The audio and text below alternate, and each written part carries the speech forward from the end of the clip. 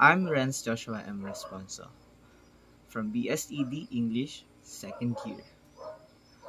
I interviewed 3 people: a student, a professional, and a normal Filipino citizen. I asked them who they think is the new Jose Rizal in this generation. And this is their answers.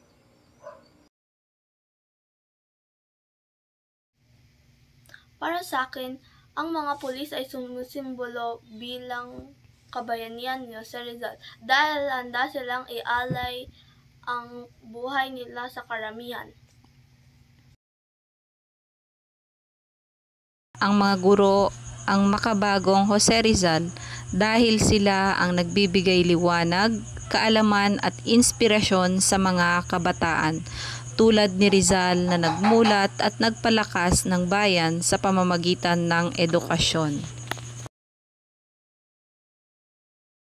Tingin mo, sino makabagong Jose Rizal sa panahon ngayon? Para sa akin, ang pinakabagong Jose Rizal ngayon ay si Leni Robredo. Dahil isa siyang huwarang pinuno na nagpapakita ng pagmamalasakit at pagmamahal sa ating bansa.